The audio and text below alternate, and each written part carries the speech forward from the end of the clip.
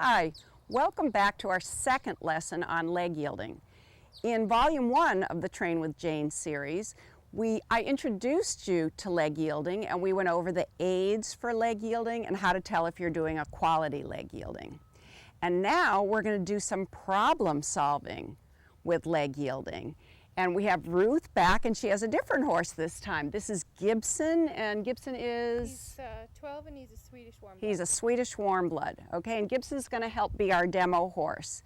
Now, the first problem that I want to address, because it's a fairly common problem, is a horse that has a difficulty picking up one canter lead as opposed to the other canter lead. And we can use a couple of different forms of leg yielding to try to solve that problem.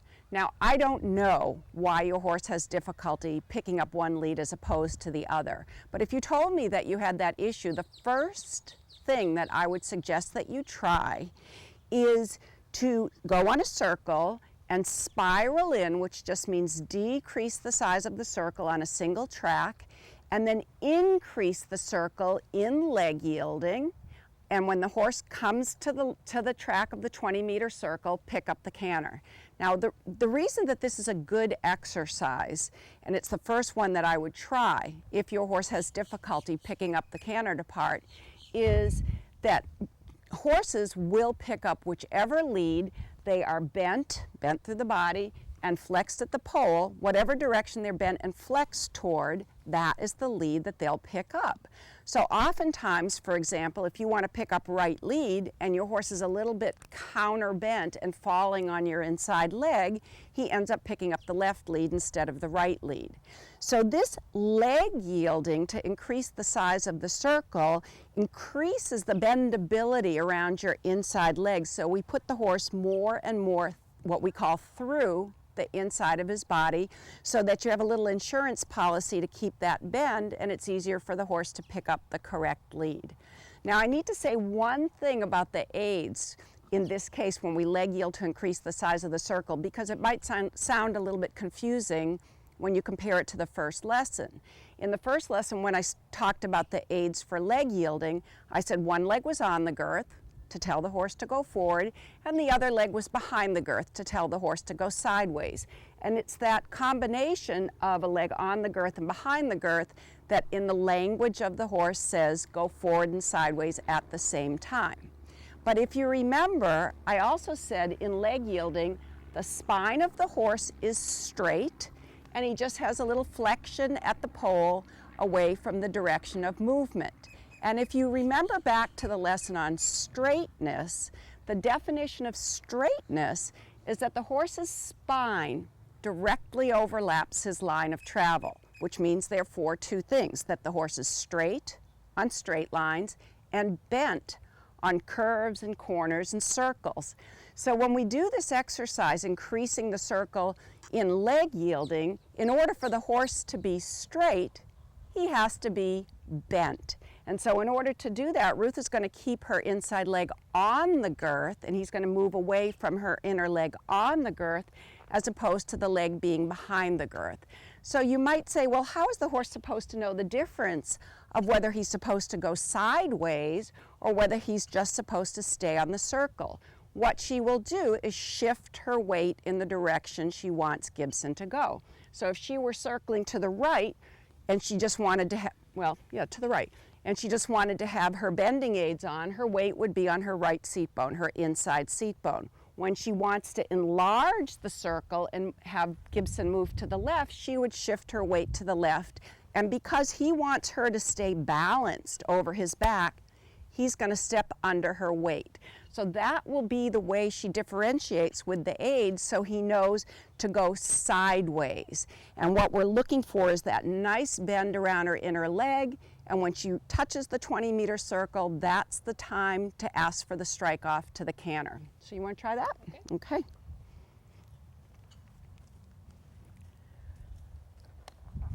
So just for your information, when you spiral in to decrease the size of the circle, the correct way to spiral in is to decrease the size of the circle by the width of the horse's body every quarter of the way around the circle. That way you don't come in too quickly and you don't come in too slowly. So now she's going to ask him to go sideways, away from her right leg, out to the 20-meter circle and pick up the canter. That was good. Try that once more with a little more crossing.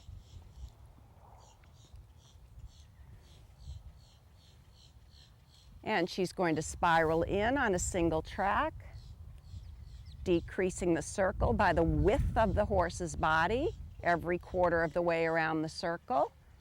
And then really bending him around the right leg, good. And sending the right hind over to the left hand, very nice. And picking up the canter, good. Then you can walk and bring him up here again.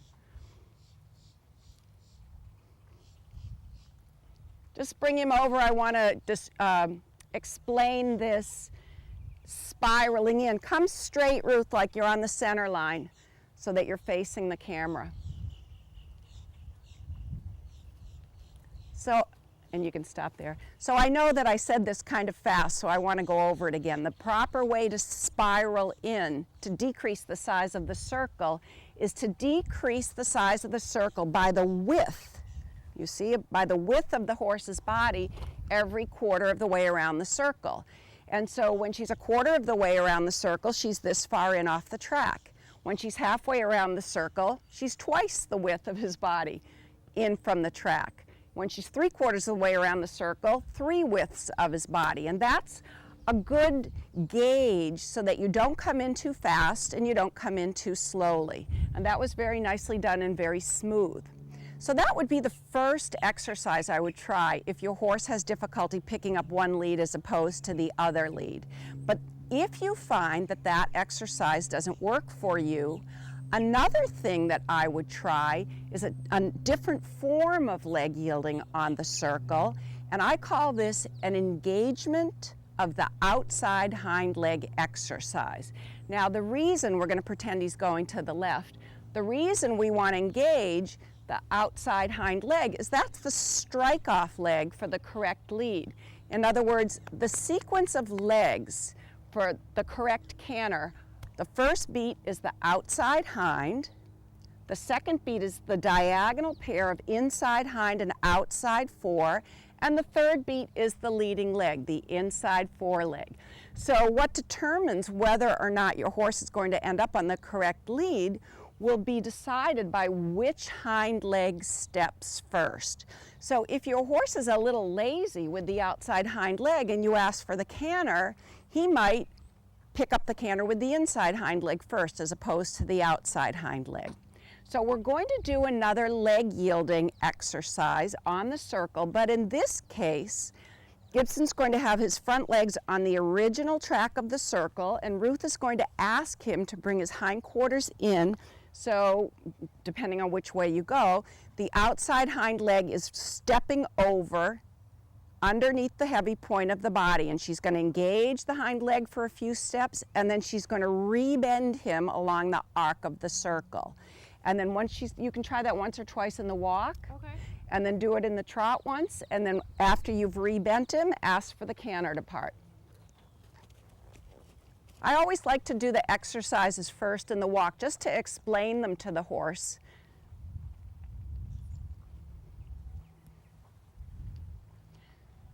So she's on a circle, good, and the left hind is crossing over, good. Now rebend him and let him relax for a stride or so, and then do that again.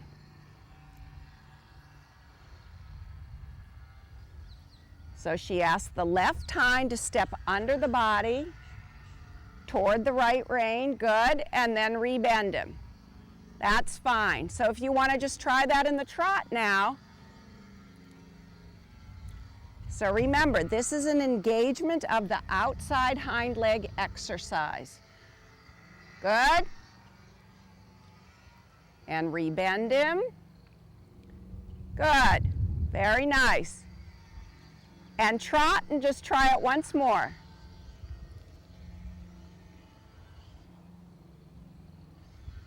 Engaging the left hind. Good. And rebend him and canter. Beautiful. You got him. Well done. That was super. Okay, and then you can walk and bring him up here and I'll explain the next exercise. That was nice. So those are 2 exercises you can try if your horse has difficulty picking up the correct lead. The next exercise, a lot of times people have trouble even out on the trail with horses that either jig in the walk or they rush in the trot. They go too fast. And the tendency for most riders is to pull on the reins to try to get the horse to slow down. And I don't think that's the best way to ask the horse to slow down for 2 reasons. Number 1, you will get the horse to slow down if you pull on the reins. But if you pull on the reins, you're going to stop the hind legs from coming forward, and we never want to do that. Another reason I don't think that's the best way to ask the jigging horse to slow down, or the horse that's rushing in the trot to slow down, is that it's a very negative way to train the horse. You're saying don't jig, don't jig, don't jig, or don't rush, don't rush, don't rush. What I like to do instead is to say to the horse that's hurrying, going too fast, rather than saying don't jig or don't rush, I like to say, let's do something else. Let's go sideways. And even though you're going sideways, the hind leg is going very forward while it's going sideways, forward toward your hand.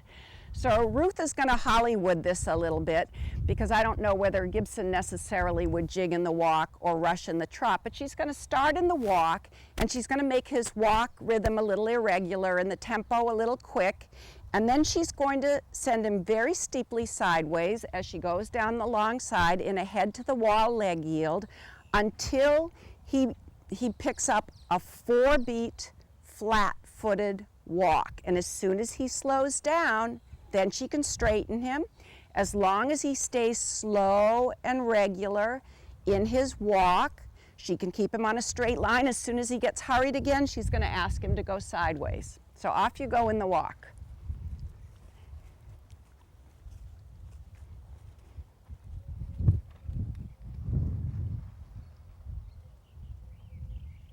Okay, so she made him jig a little bit. And sideways, good. Now the tempo is good, so straighten him. As long as he stays good, he can stay straight. Now he's getting quick again, so she sends him sideways until he's in a 4-beat, flat-footed walk, and then he can come straight again. That's very good. And just let him relax on the next long side.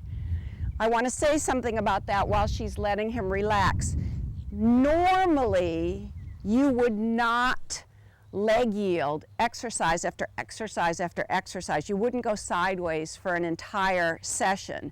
But because this is the theme of this lesson, that's why we're doing a lot of leg yielding. But that's why I want him to have a chance to relax in between the exercises. But just bear in mind that you don't get on your horse and leg yield your horse for 45 minutes.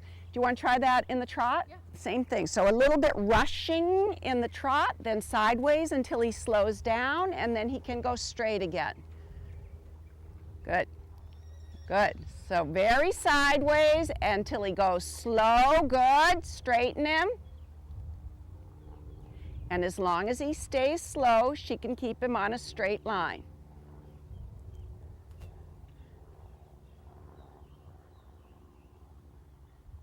And then get a little hurried, good, and send him sideways. And as soon as he slows down, a little more sideways, there. Straighten him and tell him he's a good boy, and walk and pet him and bring him up here. Very good. So that's a really positive way to train, I think. Rather than saying don't jig or don't rush, you say let's do something else. And the something else that you do is something that's going to make the horse better. Okay, so let's go on to another exercise. An exercise I like to call an obedience to the leg exercise. I mentioned at the beginning of this lesson that generally when we ask the horse to leg yield, we have one, are you paying attention? We have one leg on the girth and one leg behind the girth, basically saying to the horse, go forward and sideways in equal measure. This exercise that I like to call the staircase exercise is an obedience to the leg exercise. And what Ruth is going to do is go a little bit sideways with her legs in that position. Then she's going to bring the leg that's behind the girth back onto the girth. And Gibson's going to go straight forward for a few strides. Then she's going to bring her leg back, and he's going to go sideways. And then she's going to bring her leg forward, and he's going to go straight forward again. So he's going to make like a staircase pattern.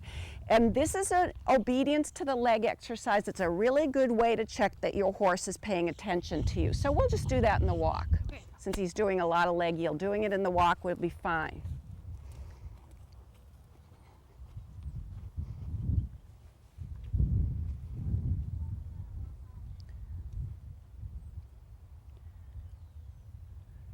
And straight forward, good, and sideways, super, and straight forward, left leg on the girth, and left leg back, and sideways, very good, left leg forward, very good, you can do that on the next long side, or away from the next long side.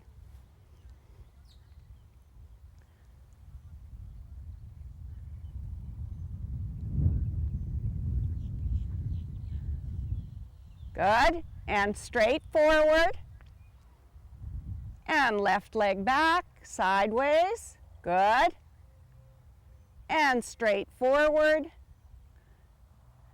and left leg back, and sideways, good, and left leg forward and straight forward. And of course you can do this exercise in the trot as well. Very good. Okay, so the next exercise that I want to do, it's an interesting exercise. It's a suppleness exercise. If your horse is not particularly supple, it's a great suppleness exercise for the horse, and it's a great coordination exercise. I know that you're very coordinated. It's a great coordination exercise for the rider, and I call it a zigzag in leg yielding. Now the reason it's a suppleness exercise for the horse is the definition of suppleness is the horse's ability to smoothly, that's a key word, smoothly change his balance either forward and back like in transitions or side to side. And this is a side to side type of suppleness because Ruth is going to do a zigzag in the trot. And the place where we see whether or not the horse is supple and also we create more suppleness is in that transition from leg yielding in one direction to leg yielding in the other direction. Now that's for Gibson. For the rider, what Ruth is going to do is she's going to come through a corner, change onto the wrong posting diagonal and leg yield in off the track. The first zig and zag, she's just going to do one of them until she's just about across from B, straighten the horse, change her posting diagonal, and zag back. So she's just going to do one zig in and one zag back. The next time she does it, she's going to do 4 little leg yields, zigzag, zigzag. And because we want him not to go too sideways, she won't come as far in off the track. Rather than coming all the way to the quarter line, which is 5 meters off the rail, she'll zig in about 2.5 meters, go straight, change her posting diagonal, zag back out, go straight when she's across from B or E, change the posting diagonal, come in to about 2.5 meters, change the posting diagonal and go back out. You want to give that a shot? Okay, so the first one, just one zig and one zag. You can circle around once so that you can actually get into this corner down here. So she's on the correct diagonal now, but we want her to change onto the wrong diagonal so she's sitting in the saddle when the horse's left hind leg is on the ground so she can have more influence. Change diagonal, good. And straight, change diagonal, good. And out, very good. And now do the 4 little leg yields. So she's going to go onto the wrong diagonal and come in. Good. Straight. change diagonal, out, straight, change diagonal, in, straight, and change diagonal, out, straight, and walk and pet him. So he was fairly supple, but there was a little bit of stiffening over his back. So that would be a good exercise for Gibson to do so that he could develop more suppleness and he could go more smoothly in and out. Okay, so, but that was without a lot of preparation. That was quite well done, and it is challenging for the rider, isn't it? Think before you get there. Exactly. Think before you get there, which is the way it is with all horseback riding, isn't it? It is. Okay, now, getting back, think about how we asked the horse to do something else besides jig or rush in the trot by asking him to go sideways so we didn't have to pull on the reins to slow the horse down. Another way you can use leg yielding in that same manner is if you have a horse that's cantering and he just doesn't want to break back to the trot. He's just cantering and cantering and cantering. And you feel that the only way that you can come back to the trot is pulling on the reins.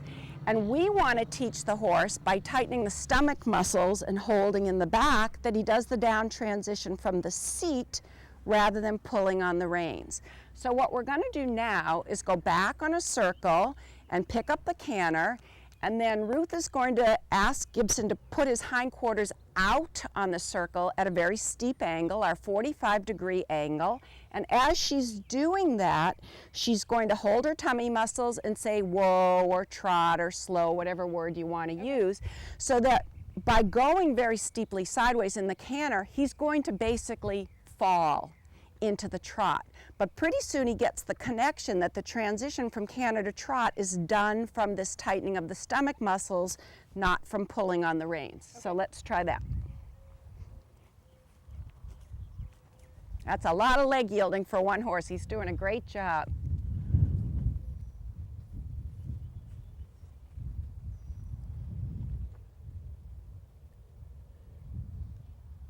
So he's in the canter. We're going to pretend that he doesn't want to trot, and she's going to bring her right leg back and push the hindquarters out and tightening your stomach muscles and saying slow or whoa.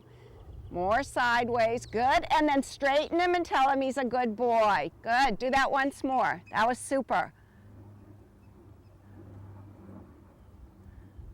So, pushing the hindquarters out, holding your tummy muscles and saying slow or whoa or trot. Oh, he did a flying change. Let's try that once more.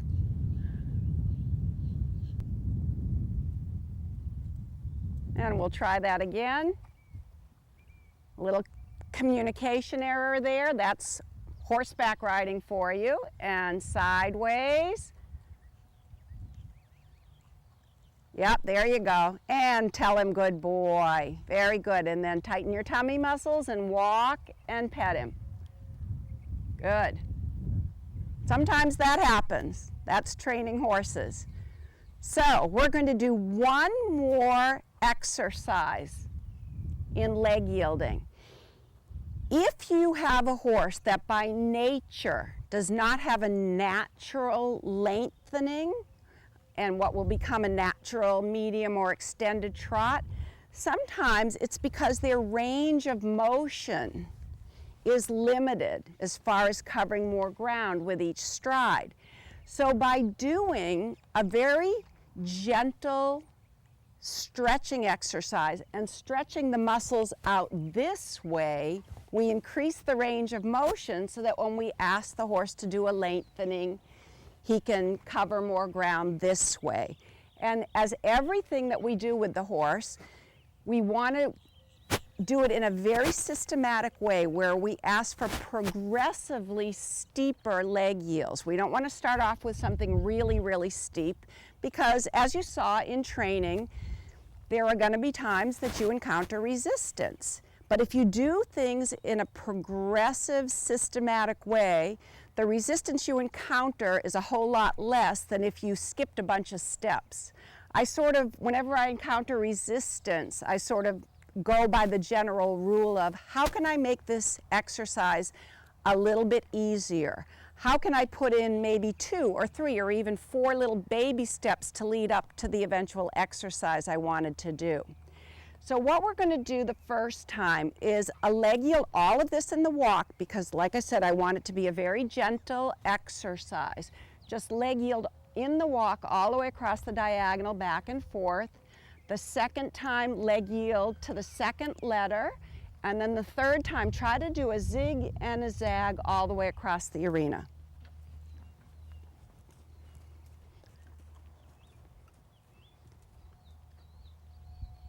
Now, since she isn't able to start in the corner, if she doesn't make it all the way to K this time, that's fine. Good, very good. Bring the forehand just, there you go. Beautiful, good. Yep.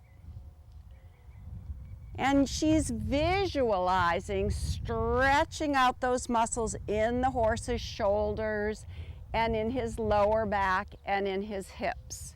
And now she's going to come back from F almost to the corner down here.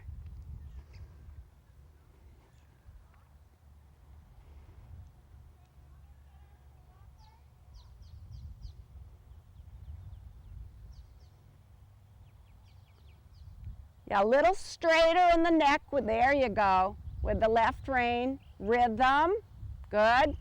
Very good. And just come a little bit before H so you can turn before H. Low hands, there you go. And just smooth, visualizing the muscles in the shoulders stretching and the muscles in the lower back and the hips stretching. This time you'll go to V.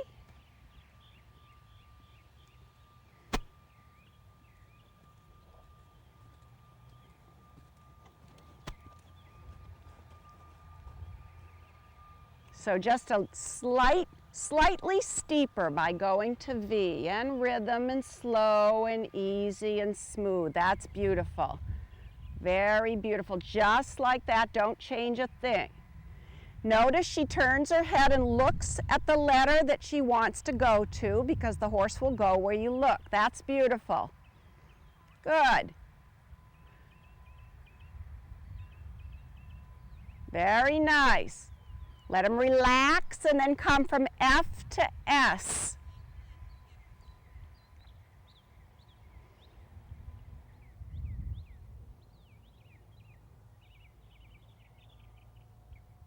You can even see just in the walk that the strides are getting longer and looser, even though we're actually going to be using this exercise to see if we can get his strides a little bit longer in a trot lengthening. Good. And turn your head and look at S. Good. That looks pretty.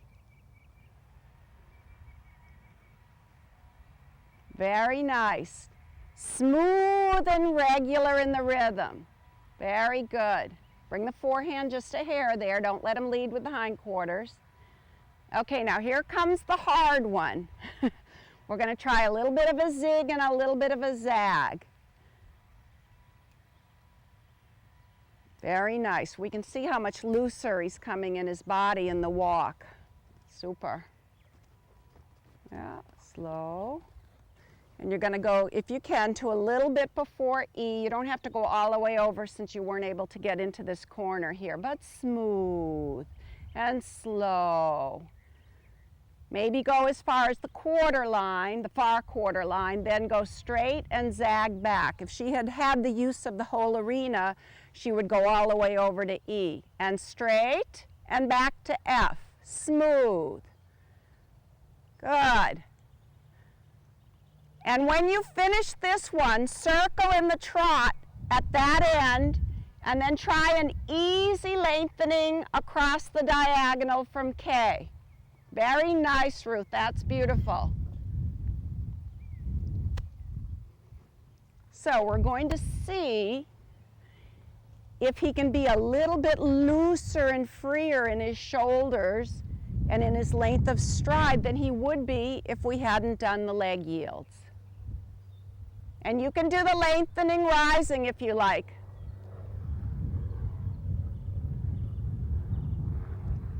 Good. Good, and just easy. Good. Oh, tell him good boy. That's super. Very nice. Awesome, and walk and pet him. Very good. That's a lot of leg yielding for one horse. Bring him up here and we'll finish up. So I hope that will give you an idea of not just using the leg yield as we did in volume 1 as a loosening, stretching, warm-up, toe-touching type exercise, but how you can also use leg yielding to solve some common problems.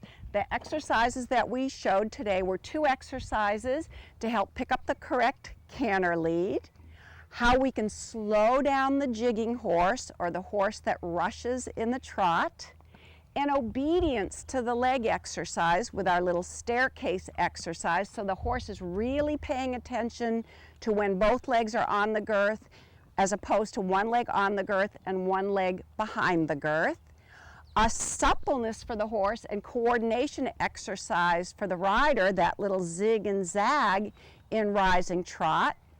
Teaching the horse that he's to go from canter to trot by using leg yielding so that he starts to listen to the back and the voice, and eventually just the back, rather than the rider having to pull on the reins, and increasing the horse's range of motion so that he can have longer strides for a trot lengthening by actually stretching out the soft tissue in the shoulders and the lower back and the hips. So I hope you enjoyed this lesson, and our next lesson we're going to start to do some of the advanced lateral exercises.